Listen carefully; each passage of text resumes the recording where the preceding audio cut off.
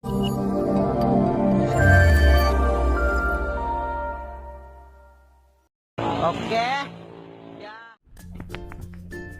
Assalamualaikum warahmatullahi wabarakatuh. Waalaikumsalam.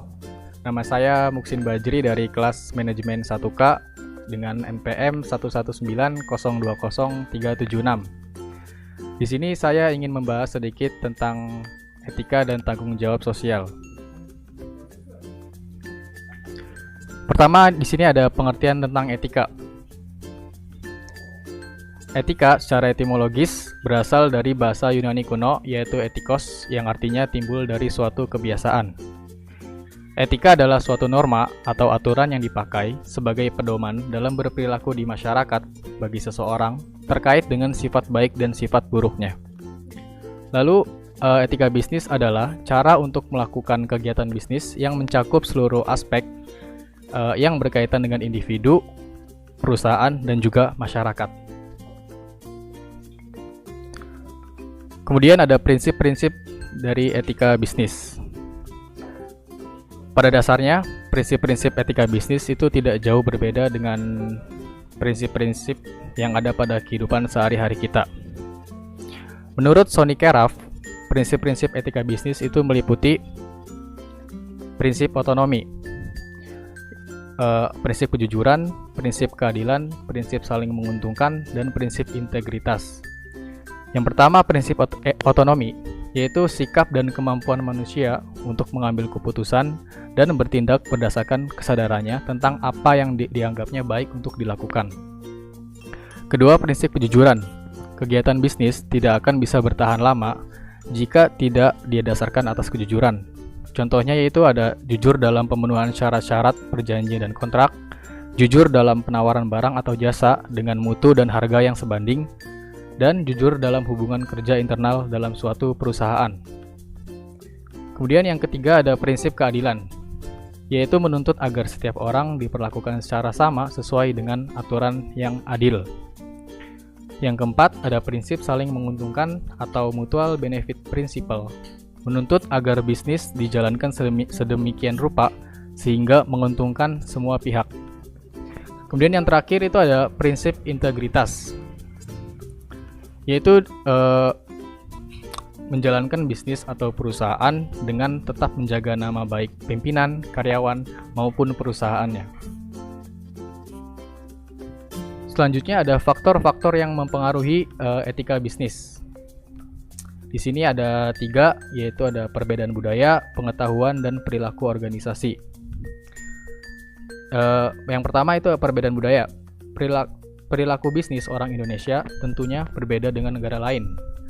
Hal yang sama, daerah atau kota tertentu berbeda perilaku bisnisnya dengan daerah lain. Kedua itu pengetahuan. Semakin banyak hal yang diketahui, semakin baik seseorang memahami suatu situasi, maka semakin baik pula kesempatannya dalam membuat keputusan-keputusan yang etis. Yang terakhir itu ada perilaku organisasi. Dasar etika bisnis adalah bersifat kesadaran etis dan meliputi standar-standar perilaku. Banyak organisasi yang menyadari betul perlunya menetapkan peraturan-peraturan perusahaan terkait perilaku dan menyediakan tenaga pelatih untuk memperkenalkan dan memberi pemahaman tentang permasalahan etika. Selanjutnya itu ada pengertian dari tanggung jawab sosial. Apa itu tanggung jawab sosial? Tanggung jawab sosial adalah suatu konsep bahwa organisasi atau perusahaan memiliki bentuk tanggung jawab kepada stakeholder. Lalu, apa itu stakeholder? Stakeholder merupakan suatu masyarakat, kelompok komunitas, atau individu yang memiliki hubungan terhadap suatu organisasi atau perusahaan.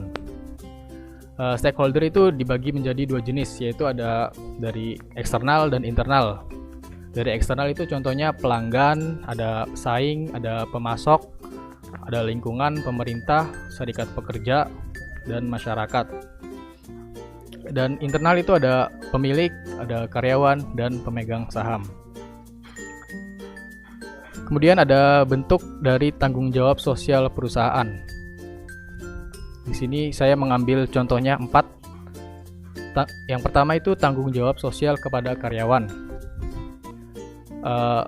Tanggung jawab sosial kepada karyawan itu meliputi yang pertama rasa aman kepada karyawan dengan meyakinkan tempat kerja yang aman bagi karyawan dan selalu mengecek peralatan kerja supaya selalu dalam kondisi yang layak dan tidak berbahaya.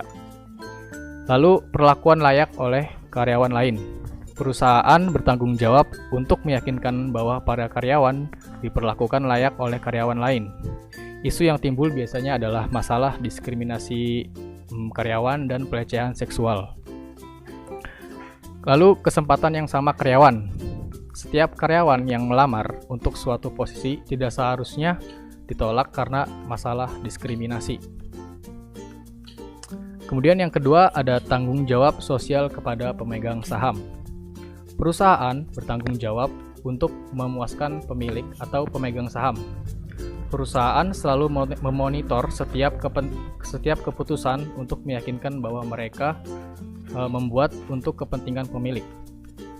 Kemudian bentuk tanggung jawab sosial yang ketiga itu ada tanggung jawab kepada konsumen. Tanggung jawab kepada pelanggan atau konsumen jauh lebih luas daripada hanya menyediakan barang atau jasa. Perusahaan mempunyai tanggung jawab etika memproduksi dan menjual produk. Dalam prakteknya yaitu meliputi tanggung jawab produksi. Produk harus diproduksi dengan keyakinan menjaga keselamatan pelanggan.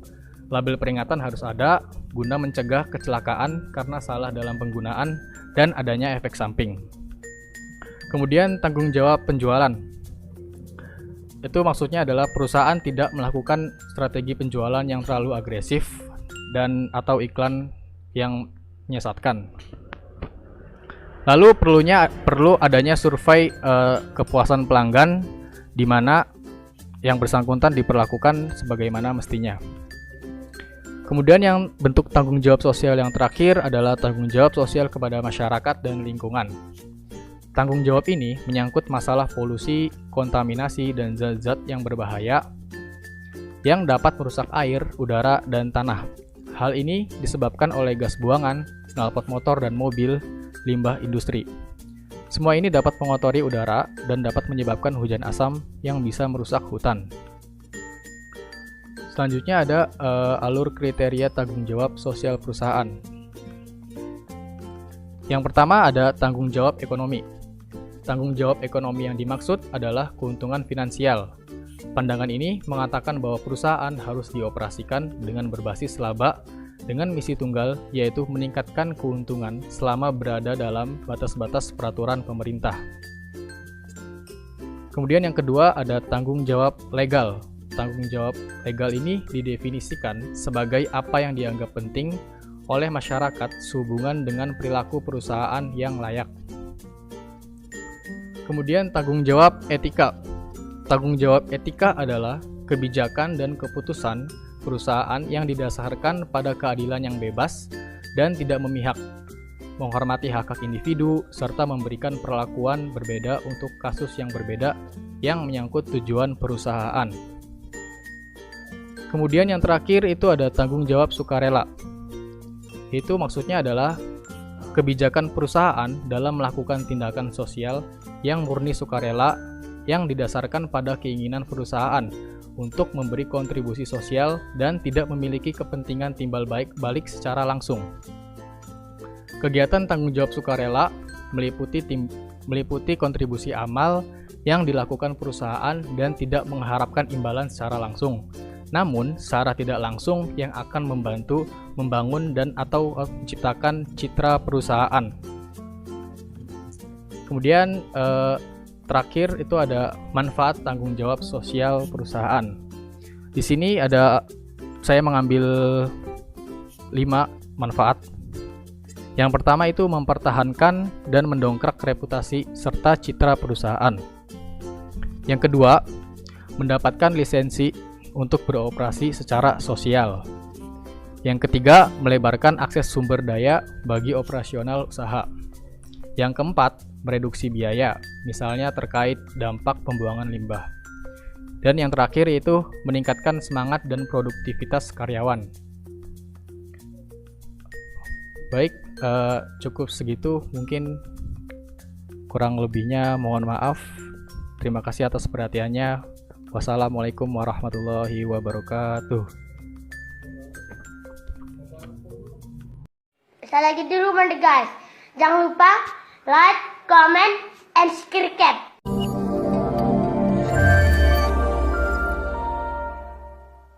Terima kasih buat lo semua.